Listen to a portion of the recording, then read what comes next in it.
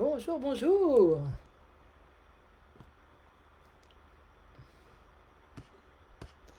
Alors, tout est bon, j'ai le chat, tout est bon. Aujourd'hui, nous allons voir la vie de Nostradamus et ses prédictions et les prédictions qu'il a fait pour 2023. Est-ce que vous m'entendez? Est-ce que vous me voyez?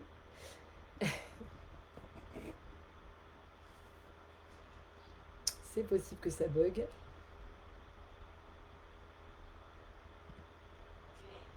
Alors, bonjour, bonjour. Coucou Charlène, comment ça va? Oh, ça fait plaisir de te voir. Coucou Laurence. Diana, Nathalie. Ça fait très plaisir de vous voir et d'être là ce soir. Exactement. Born to be alive. Alors j'ai l'impression que j'ai que le chat vient doucement, doucement. Donc j'ai les messages qui arrivent au compte-gouttes. Bon, j'espère que vous allez bien ce soir. On a des belles choses à voir ce soir concernant Nostradamus. Très belle. Coucou Lydie. Bonsoir Christophe. Alors, si vous êtes en direct, écrit hashtag direct. Si tu es en replay, t'écris hashtag replay. Merci Christophe. Coucou Annick, comment ça va? Oh, ça fait plaisir. Hola, hola. Hola, ¿qué tal? Bon, je pense que déjà, ça fait très plaisir d'être là avec vous ce soir, clairement. Euh, je pense que vous avez tous entendu parler de Nostradamus. C'est pas n'importe qui ce petit. Bonsoir, coucou. Bonsoir Christophe. Euh, Nostradamus, déjà qui était Nostradamus? Alors on va faire en plusieurs trucs. Coucou Fabrice, on va le faire en plusieurs choses. Après, en première partie, on va voir qui était Nostradamus, sa vie. Et après, on va voir ses prédictions passées qui se sont réalisées et futures qui sont en train de se réaliser. C'est assez intéressant et c'est futures qui sont en train de se réaliser, présentes, même présentes et futures. Et bah ça peut discuter, ça tous peut se discuter évidemment, hein. Oui, ça va, merci Annick. Et toi?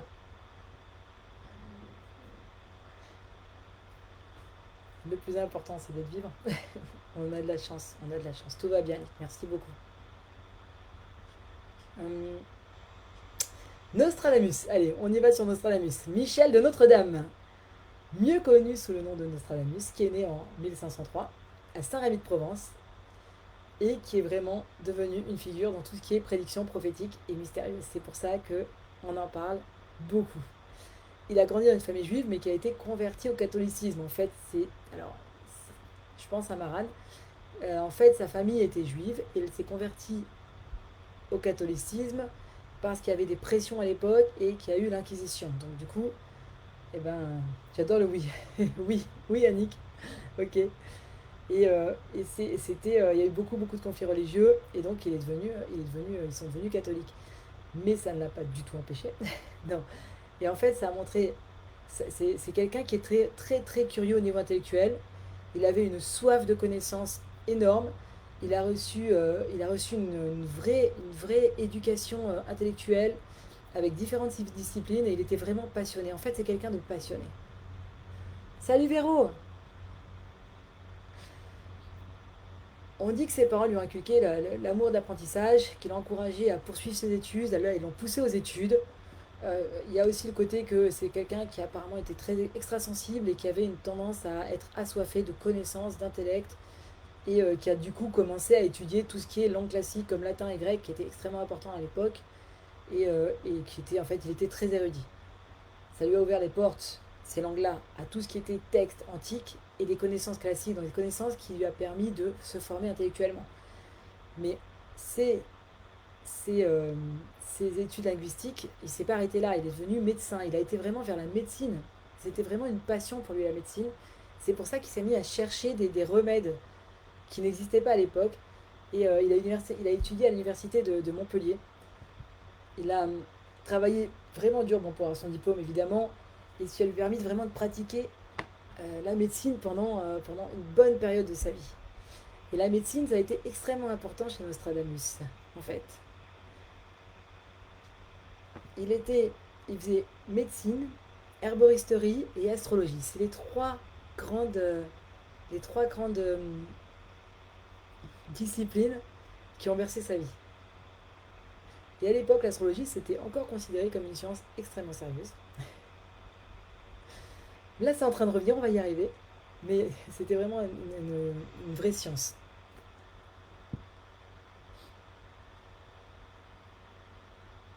Ce qu'il a fait, quand il est devenu médecin, il a essayé de rechercher des, un remède à la peste. À l'époque, à son époque à lui, il y a eu un gros problème, une épidémie de peste en fait.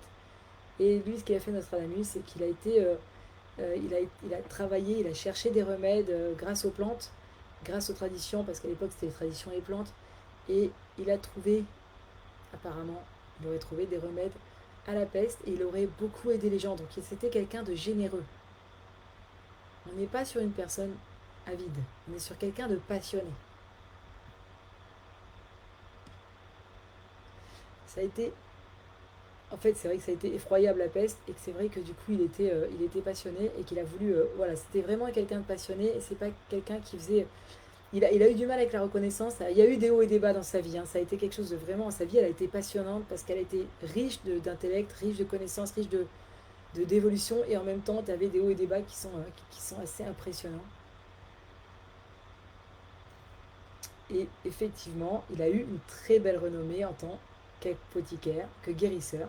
Et ça l'a suivi tout au long de sa vie. Et ça a renforcé vraiment sa notoriété.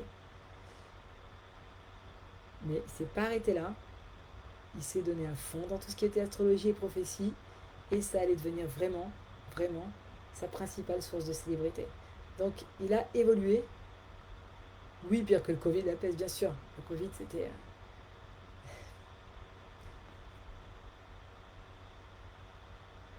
Exactement. Merci Fabrice. Descendant d'une très savante lignée d'Israélites, membre de la tribu d'Issachar.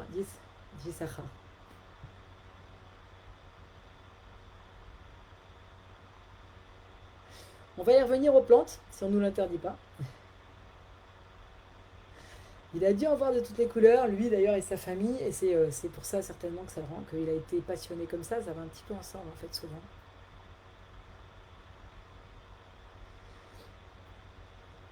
Il était, il a voyagé, il était tellement curieux qu'il s'est mis à voyager. Il a voyagé à travers la France. Il a voyagé, bon évidemment dans tout ce qui était, il est né à Saint-Rémy-de-Provence, donc tout ce qui était la Provence, et ça lui a renforcé ses connaissances, et ça l'a enrichi encore plus. Et il a voyagé aussi en Italie, donc il a été très intéressé par tout ce qui touche l'Italie et l'Espagne. Mais là, ça a été vraiment un grand voyage pour lui, surtout à l'époque, parce qu'on ne prenait pas l'avion. C'était l'Égypte. Il a été en Égypte et c'est là qu'il a vraiment approfondi tout ce qui était ésotérique et toute la culture ésotérique égyptienne. Bonsoir.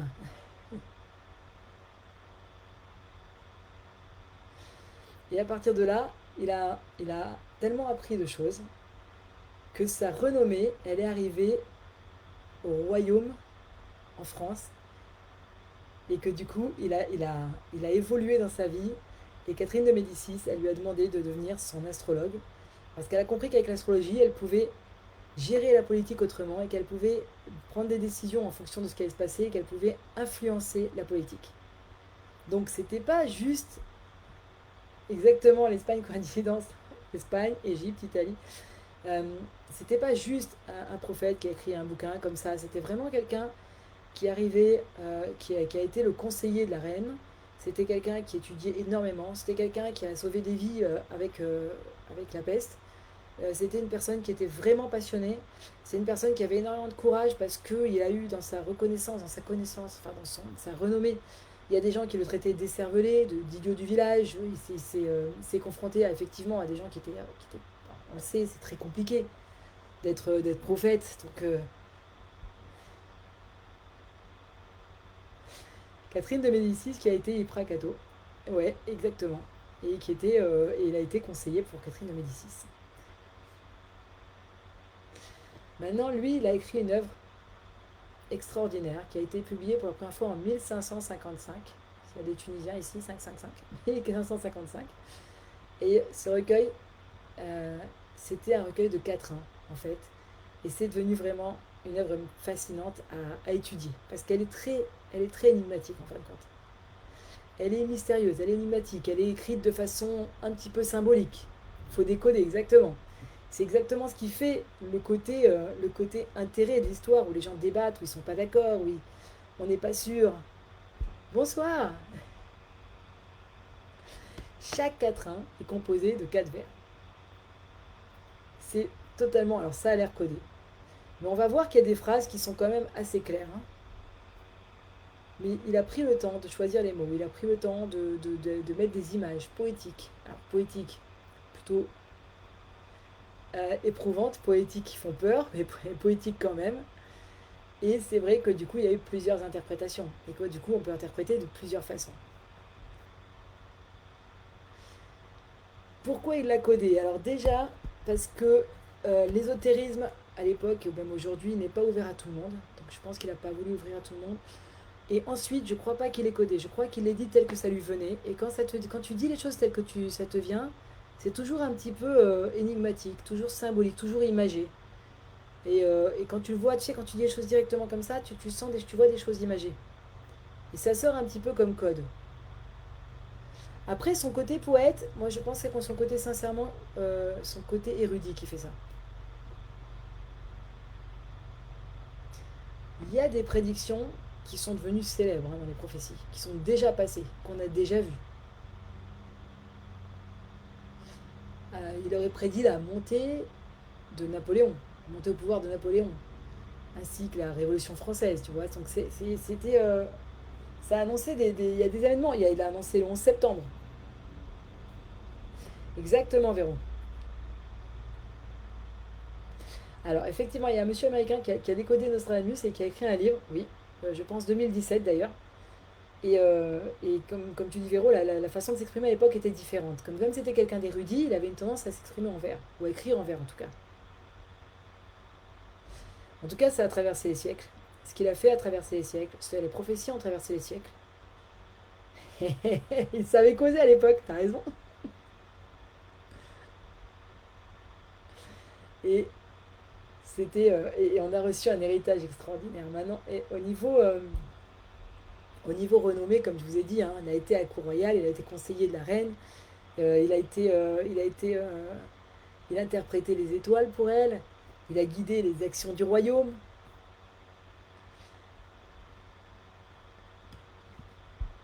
et il est décédé. Bah alors, il était né à Saint-Rémy de Provence, il est décédé à Salon de Provence. Pas, tout ce qu'il a voyagé, il est revenu pas loin. En 1566, pardon. En 1566. Il avait 62 ans et ça a peiné énormément de monde. Donc il était quand même suivi par des gens, que ce soit sa famille, que ce soit ses disciples, que ce soit ses amis. Ça a été vraiment quelque chose de difficile pour eux. C'était quelqu'un qui était aimé en fait. Et contrairement... Alors mal décodé, oh, c'est mal décodé, oui, je suis d'accord, mal décodé. Par contre, il faut savoir vraiment avoir par la suite ce qui est vrai ou ce qui n'est pas vrai. Parce qu'il y a des choses qui ne se sont pas passées, heureusement pour nous, parce que c'est quand même assez catastrophique tout ce qu'il a dit. Il a rarement dit quelque chose de sympa, genre aujourd'hui tout ira bien, merci. Donc moi j'ai décidé de faire une chaîne de radio en disant allez aujourd'hui quoi va-t-il se passer, tout ira bien aujourd'hui. Il n'y a aucun clic, il n'y a personne qui va venir, je vous assure.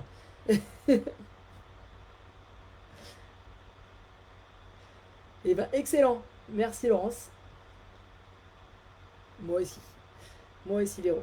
Il a dit à Catherine de Médicis qu'elle tuerait son propre fils, elle a été choquée, mais oui, elle l'a tué accidentellement. Bon, apparemment elle fait pas très attention Catherine. On est désolé parce que c'est rare. Mais oui, c'est-à-dire vraiment ce côté, tu vois. Donc il a dit des choses qui se sont vraiment réalisées. Et il a vraiment laissé une empreinte indélébile dans le monde de la pensée ésotérique, de la prédiction et de l'avenir. Et sa vie, son travail continue d'inspirer les chercheurs, les prophètes, les gens qui aiment l'ésotérisme, les écrivains, les amateurs de tout ce qui est mystère. Et, euh, et, et, c'est un exemple. C'est un exemple. C'est ce que je dis. Je suis d'accord, Laurence. Même dans la radio, comme tu dis, dans les journées, c'est aussi toujours des choses terribles qui sont relatées, ça fait monter l'audimat. Alors, quels événements? Alors, on va voir quelques événements qu'il a prédits dans le passé et qui se sont vraiment réalisés. On pense que, on pense qu'il a prédit le grand incendie de Londres qu'il y a eu en 1666. Il l'a écrit comme ça en fait. Le sang des justes commettra une faute à Londres, donc il a quand même dit Londres. Brûlé par la foudre de 23-6, la vieille dame tombera de son haut lieu, plusieurs membres de la même secte seront tués. Exactement, merci Christophe, c'est ça. Qu'on y croit ou qu'on n'y croit pas, il a marqué les siècles et reste un annonciateur précis malgré tout. Donc il a marqué les siècles, alors qu'il y a des gens qui se sont sérieusement moqués de lui et que c'est pas du tout évident ce genre de. Mais bon, il a quand même fini au royaume. Hein. 1555-1666, exactement. Donc, alors, maintenant, là où tu vois ça décode, c'est que représentation, un grand incendie de Londres, 1666, euh, et parce qu'il y a marqué 23 les 6 en fait, 23 les 6 et que ça pourrait interpréter comme 20 fois 3 plus 6, donc 66, 1966. De toute manière, il l'a prédit. Je crois que la phrase elle est assez claire quand même. L'autre des prophéties qui est quand même impressionnante et qui était assez effrayante, c'était la montée d'Adolf Hitler dans l'Allemagne des années 1930. Donc, qui a suivi comme il a écrit comme ça. Du fond de l'ouest de l'Europe, un jeune enfant naîtra de pauvres gens. Celui qui par sa langue séduira une grande troupe. Sa renommée grandira vers le royaume d'Orient. Donc quelqu'un qui séduira par sa langue, c'est exactement ce qui s'est passé. Qui vient d'une famille pauvre. Europe, l'ouest de l'Europe. Enfin, c'est quand même si c'est codé, la phrase, elle est impactante. C'est pas une phrase qui est. On a quand même une phrase qui veut dire quelque chose. J'ai lu des prophéties d'autres personnes qui ne voulaient rien dire. Euh, mais tu as le livre lui-même, les prophéties en fait, de Nostradamus. Moi j'aime bien, je l'ai dit, j'ai toujours dit, moi j'aime bien les originaux. Je vois jamais les autres. Parce que déjà, lui, il a eu ses visions, il les a écrites, ça a déjà un changement. Si tu prends quelqu'un d'autre qui a traduit, quelqu'un d'autre qui a écrit, c'est un français. Tu peux lire en français, tu lis les prophéties. Tu vois ce que je veux dire? Si c'est en anglais que tu parles pas anglais, il y a une raison. Mais si c'est en français, tu peux prendre les prophéties. On va se faire ça pour Noël,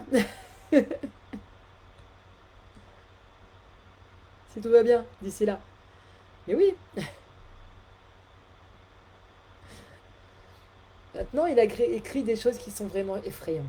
Euh, c'est ce que je dis, c'est rare qu'on écrive des choses. En fait, c'est bien dommage, mais on a des visions belles, mais on les écrit pas. On va pas écrire tout ira bien demain, un homme aimera une femme ou un homme. Tu vois, vous voyez ce que je veux dire? C'est toujours ça qui va te marquer l'esprit.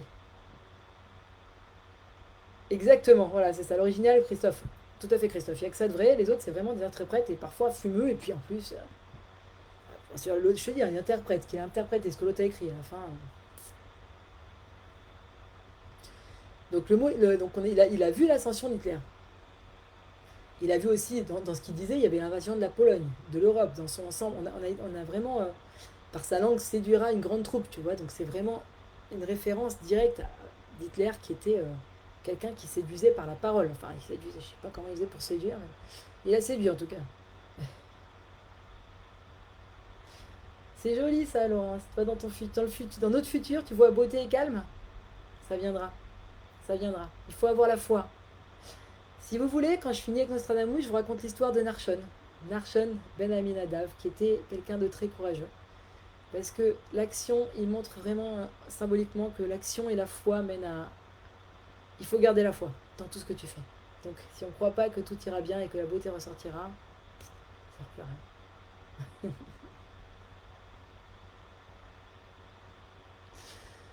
Après, il y a une prophétie qui a prophétisé donc l'assassinat de Kennedy. Le grand homme sera frappé en un jour par un coup de foudre, une action, ah oui, il y avait pas, une action mauvaise prédite par le porteur d'une pétition.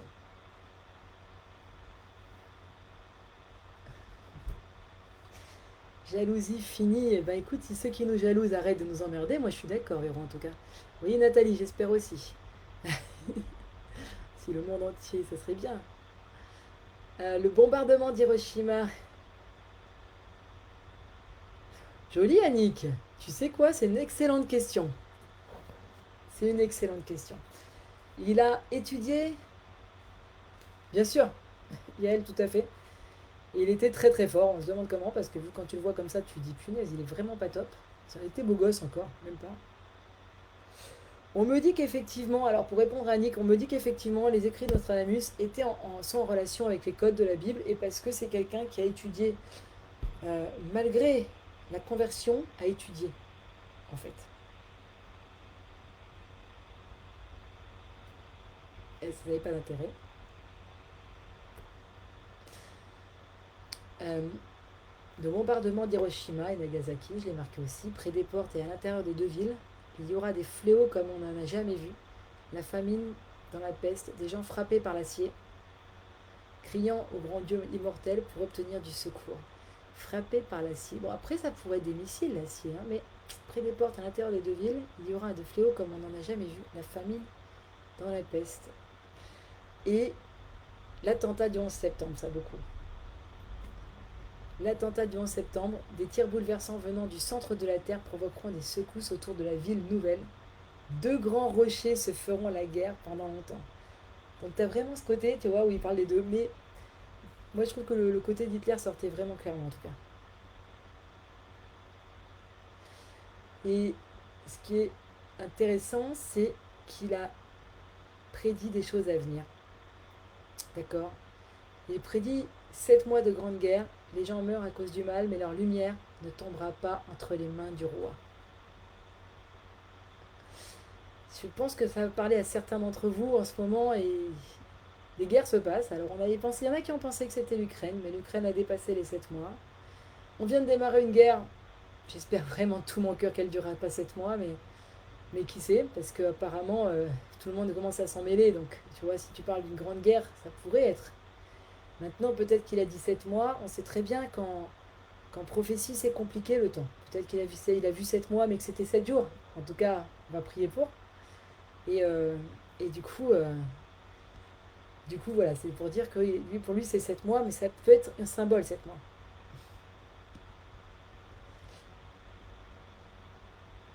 Ah, quelque chose il n'y a pas longtemps, c'était, il aurait parlé du décès de la reine Elisabeth, euh, parce qu'ils ont désapprouvé son divorce. Donc, un homme qu'ils ont ensuite jugé indigne, le peuple expulsera le roi des îles, donc les îles britanniques, hein. Un homme qui ne s'attendait pas à devenir roi le remplacera. Donc on parle bien de Charles, qui a divorcé de Diana, on parle d'Elisabeth qui décède, enfin. Et il y a Elon Musk qui est pas mal aussi, celle-là je l'aime bien, j'aime bien ça. Je recherche exactement comment il est marqué parce qu'il est très intéressant, parce qu'il parle de Mars. Il parle. Le feu, alors, le feu céleste lorsque les lumières de Mars s'éteignent. Donc, on pense vraiment que les lumières de Mars, voilà, qu'on voudra atteindre Mars et que ce sera assez catastrophique.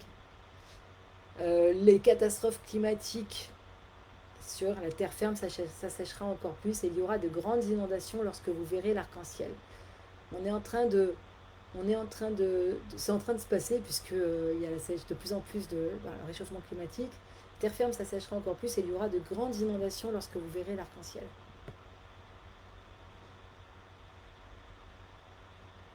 Enfin, pour vous dire qu'il a écrit des trucs hyper sympas dans les prophéties. On y est, oui, exactement, on y est. T'as raison, Nathalie, on y est complètement. Il a écrit des trucs très sympas. Celui qui a envie de lire les prophéties, c'est très fun. Mais bon, en tout cas, c'est quelqu'un qui était extraordinaire de sa renommée, de son courage, parce qu'il faut faire face aux gens qui te traitent d'idiot, d'idiot du village, des cervelés, de sa culture.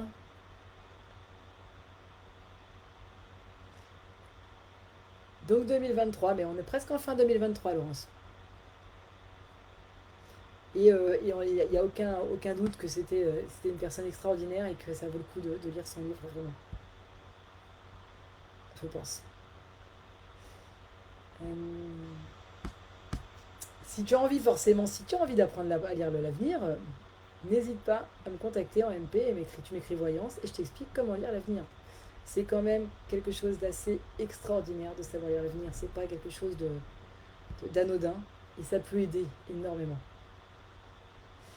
Exactement, il parlait d'une troisième guerre mondiale.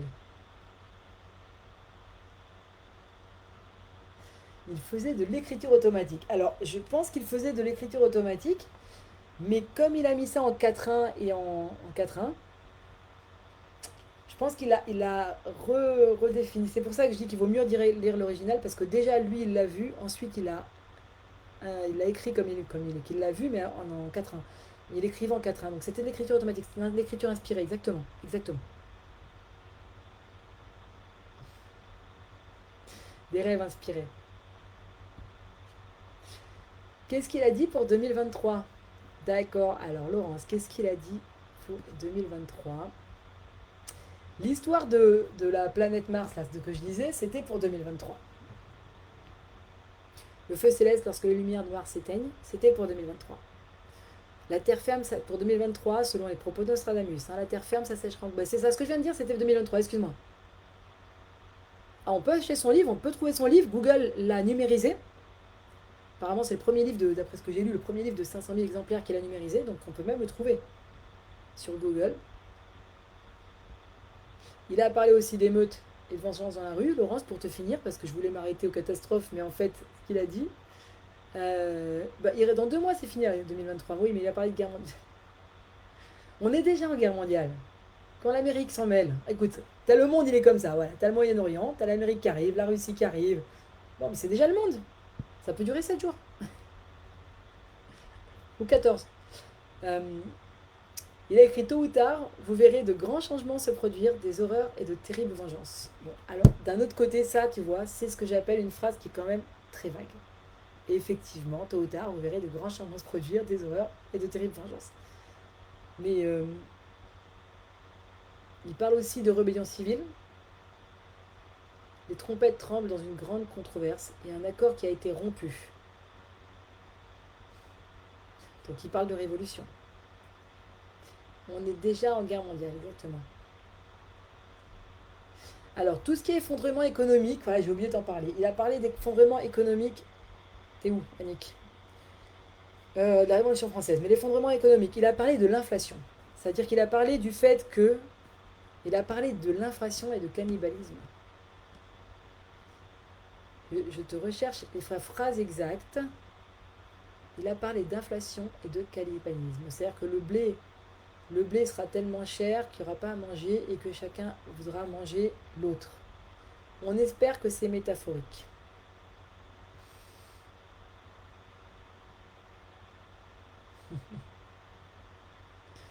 On espère que c'est métaphorique. Il était en France.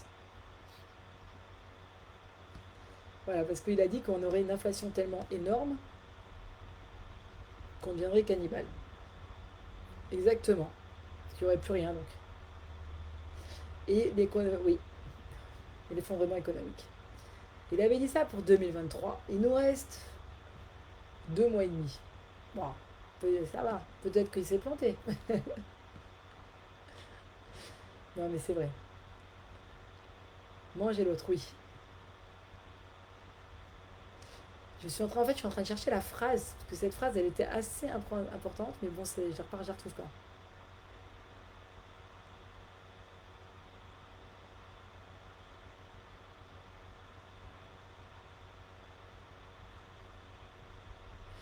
C'était en Ukraine avec Staline.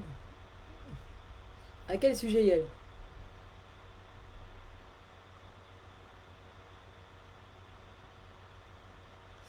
Bon, écoute.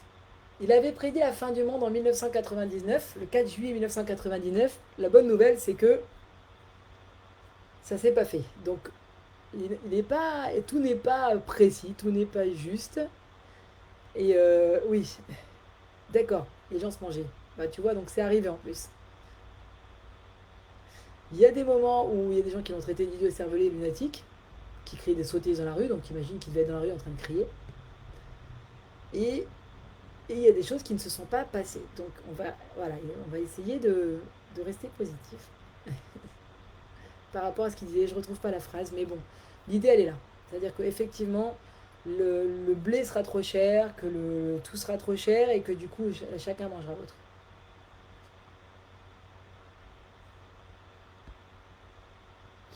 Ben, c'est-à-dire qu'il y a des choses sur Terre qui sont assez impensables.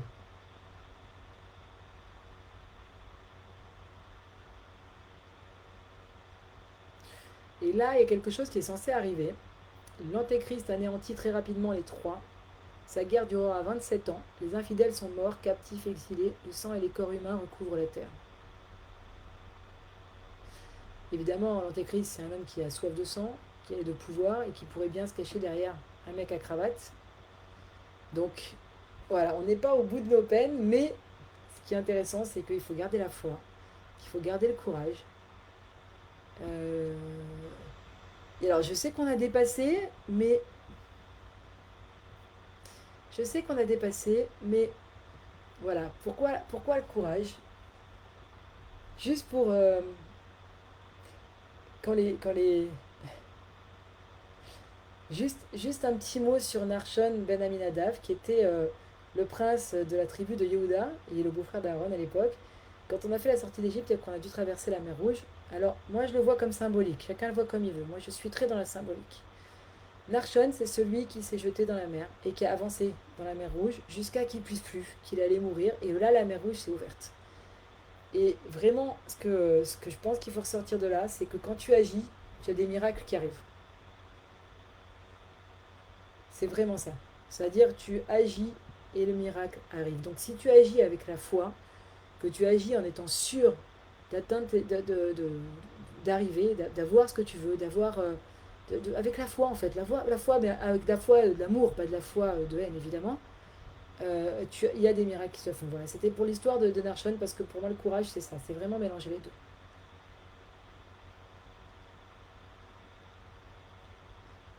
Et que c'est un fort symbole aussi de force. Bon,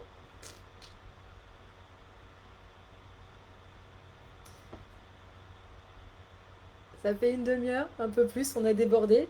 Mais franchement, sur Nostradamus, on pourrait en passer des heures. On va chercher une phrase, on pourrait y passer des heures. Donc, le livre Les Prophéties, ça peut être super intéressant à lire si vous voulez. Et je vous remercie beaucoup. Je vous souhaite une très bonne soirée. Pleine de bonheur, de spiritualité. Et merci d'avoir été là et d'avoir été là jusqu'au bout. Je vous embrasse très fort.